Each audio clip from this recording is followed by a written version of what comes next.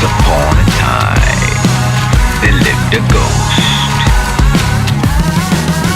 He was known to be a killer and feared the most. அண்ணன் தம்பிங்கன்னா இப்படி இருக்கணும். என்ன ஒரு ஒத்துமைங்க. அண்ணன் தம்பிங்க 3 பேரும் சேர்ந்து ஒரே நாள்ல 3 டெஃபெண்டர் காரை வாங்கியிருக்காங்க. 2,85,00,000 ரூபாய் வரைக்கும் டாப் மாடல் காருடைய விலை இருக்கும் அப்படின்னு சொல்லப்படுது.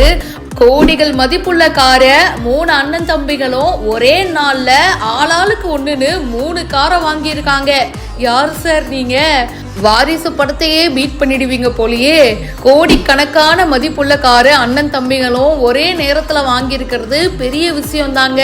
ஸோ அவங்க வளர்றது மட்டும் இல்லாம குடும்பத்தையும் சேர்ந்தே வளர வைப்பாங்க. எனக்கு தெரிஞ்ச இந்த 3 பிரதர்ஸும் அதை தான் ஃபாலோ பண்ணியிருக்காங்கன்னு நினைக்கிறேன். முக்கியா மோஹித் குர்ஜர் அப்படின்றவர் தான் இந்த வீடியோவை ஷேர் பண்ணியிருக்காரு. இதை பத்தி உங்களுடைய கருத்துக்களை ஷேர் பண்ணுங்க. இப்பவே ஃபாலோ பண்ணுங்க. ஏன் உங்க ஊர்லலாம் இந்த துர்நாற்றத்தை கொட்டுறதுக்கு இடமே இல்லையா?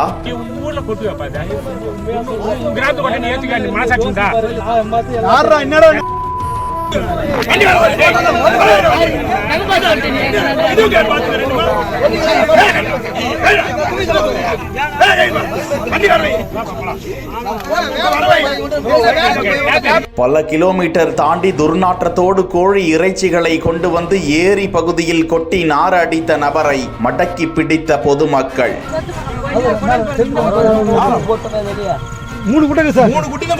வந்தவாசி அடுத்த மருதநாடு கிராமத்தில் உள்ள ஏரியில் மர்ம நபர்கள் சிலர் அவ்வப்போது கோழி இறைச்சிகளை கொட்டி சுகாதார கேட்டினை ஏற்படுத்தி வந்தனர். வந்தவாசி நகராட்சிக்குட்பட்ட பல்வேறு பகுதிகளில் இருந்து இறைச்சி கழிவுகளை பலரும் சரக்கு வாகனங்களில் எடுத்து கொண்டு வந்து மருதநாடு கிராமத்தில் உள்ள ஏரியில் கொட்டி வருவதை கண்காணித்து வந்த மக்கள் இந்த முறை வாகனத்தில் இறைச்சி கழிவுகளை கொட்ட வந்த நபர்களை மடக்கி பிடித்தனர். தொடர்ந்து அந்த சரக்கு வாகனத்தின் டயர்களில் காற்றுகளை பிடுங்கி கீழ்கொடுங்கலூர் காவல்துறையினருக்கு தகவல் தெரிவிக்கப்பட்டது. விரைந்து வந்த போலீசார் அவர்களை பிடித்து விசாரித்ததில் வந்தவாசி அடுத்த கீழ் செம்பேடு கிராமத்தை சேர்ந்த நாராயணமூர்த்தி மற்றும் ஏழுமலை என்பது தெரிய வந்தது. சரக்கு வாகனத்தை பறிமுதல் செய்து 2 நபர்களையும் காவல் நிலையத்திற்கு அழைத்து சென்று விசாரித்து வருகிறார்கள். தூங்க முடியல, நாடகம் பார்க்க முடியாது, தூங்க முடியாது, நாடகம் பார்க்க முடியாது. எப்பெல்லாம் திறக்கான்னு தெரிய மாட்டேங்க. சொன்னபடி எங்க செய்தாங்க கவர்மெண்ட் எல்லாம் கேட்பாங்க, அதை தொடச்சிட்டு அப்படியே போயிடுவாங்க அவங்க. அவரை டிஸ்மிஸ் பண்ணுங்க, அந்த ஆள் தேவையில்லை. இல்ல ராத்திரி 10 மணிக்கு தொட்டிய ஊத்து ஊத்து பாப்பா இதான் சொல்லி அப்ப நாங்க வந்து பொம்பளைங்க வந்து பழத்தை வச்சு கொடுத்தாத்துக்கிட்டு இருக்கோமா, வீடு கரைய கிடக்கா அப்படின்னு. இப்ப தண்ணி இல்லையா, அங்கே எதுக்கு போறோம் அப்படிங்கிற ஆயிப்போச்சு இப்போ.